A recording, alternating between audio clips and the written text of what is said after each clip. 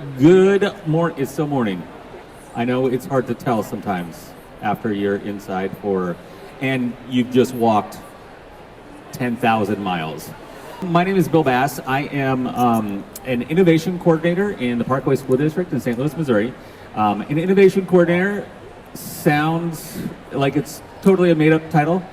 But I'm responsible for our library program, and I'm responsible for technology integration, digital content, and things like that. So I'm a district administrator that works with librarians in our schools and just tries to support as many people as I possibly can. And so we have been using Overdrive for a number of years. The other thing, I am also a former president of the ISTE board. And so I'm really happy that we're back in person and things are going on, and I hope that you're having a great experience here. A little bit about the Parkway School District. We are in St. Louis, Missouri, just outside of, actually, we're a suburb. We have about 28 schools in our district, 18 elementary, 5 middle, 4 high schools, and we have an alternative program. As in my world, one of the things that I think a lot about is providing access to students with devices and more important, content.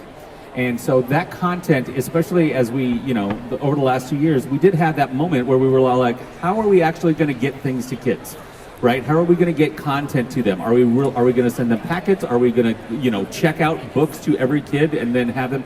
It was hard. And so we had to figure that out. Luckily, we had already been working with Overdrive for a number of years and had really kind of matured our platform and our libraries in order to give our people access, our kids access, and give teachers the opportunity to assign things to kids and have our librarians be able to curate all of that information and all that content available to them. But before we talk about that, one of the things that I really want to talk about is just literacy in general. Okay, and so literacy, this is a definition of literacy in the digital age, and this comes from the National Council of Teachers of English. I was fortunate enough to work on this definition. If you haven't seen it yet, you should totally, absolutely take a picture of this screen right now and look at the tiny URL some point in time in your future. Because what it does is it makes us rethink what literacy actually means in 2022. And so one of the things that I really like about this is this one line. Now there's lots of good little nuggets in here, but this one line I think makes a lot of sense. As society and technology changed, so does literacy. Literacy has changed the way that we access content, the way we expect content to come with us. It is different. And so being literate now does not mean that you can read and write. And so the things that I ask teachers and I ask students and things like that, like how do you read a YouTube video? Like that is a skill, and it's a skill that we don't actually teach in many cases, right? How do we read online? One of the things that we found was in our middle schools, we had started using tools like Sora and having digital content online. But what we hadn't done is provided that to elementary kids.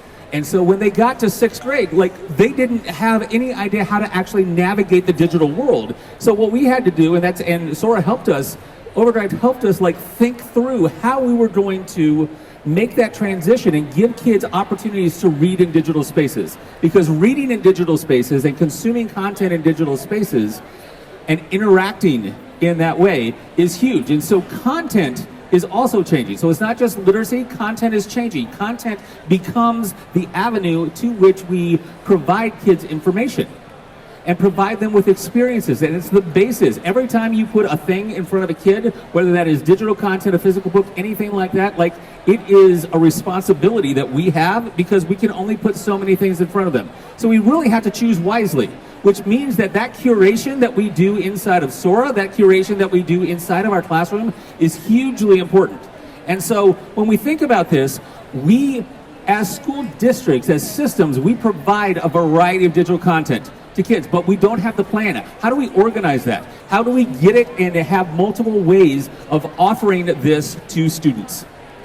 That's a big responsibility, and it's something that we honestly, as systems, we haven't done very well.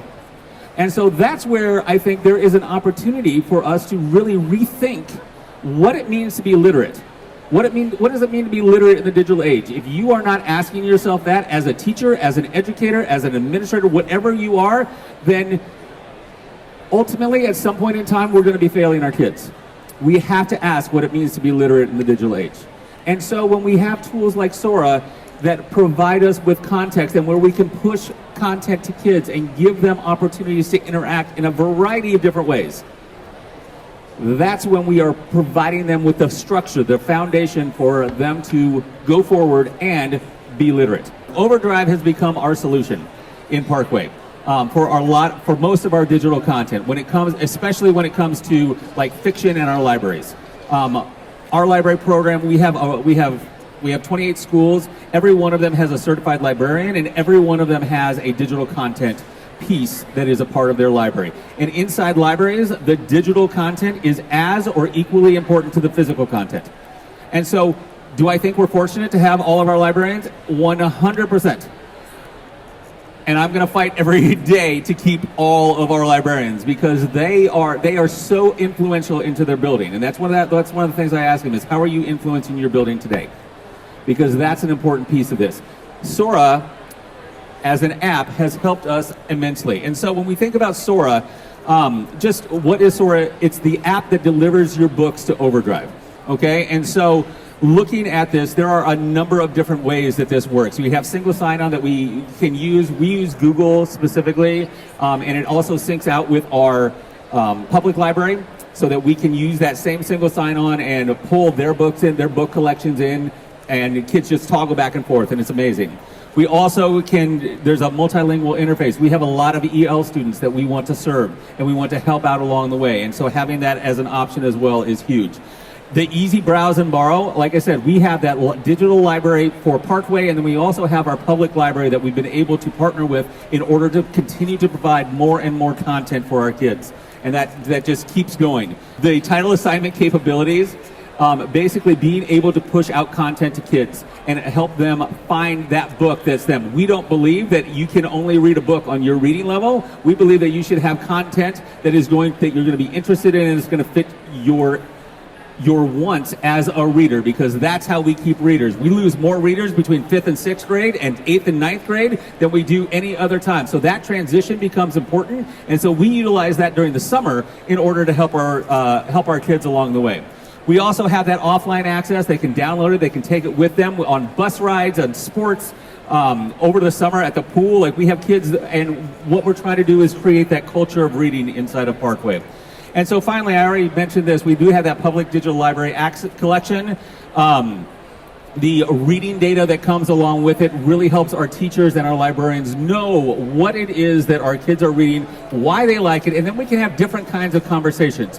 We want our teachers, we want our librarians to know kids as readers, and that's really the important piece that comes along with this. So I really encourage you, if you haven't spent any time looking at the Overdrive, the Sora app, take a look, see what's there, connect with your public library, because chances are your public library is using it right now. And there's so many opportunities for us to engage kids in reading.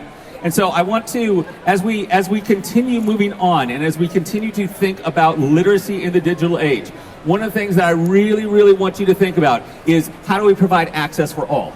Because access is the biggest barrier that we have to getting kids to remain readers over their lifetime. Because that's actually what the goal is. It's not to deliver them content at any given time, it's to get them to love reading along the way. And so the way that we think about this is we think about it in two different ways. We have our shared collection, which is across all of our schools. So all of our middle schools have a shared collection, all of our high schools have a shared collection, and our elementary schools have a shared collection where all of them we buy that book once and it goes out to all of our schools. They also have individual school collections, so if they know their community far better than I do. We do award books, we do things like that in our shared collection, but if you know that you have this kid that wants, your community wants this type of content, they are really jacked about whatever this type of book is and reading, we want to be able to provide that. And so what we do is we give them individual school collections, the ability to do that. It's only accessible for their kids, and then we have these overall shared collections which everybody can access district-wide. And so between those two things, when we think about access for all, that's what gets us there. That's what provides us with the structures in order to help our students become lifelong readers. And that is part of what it means to be literate in the digital age.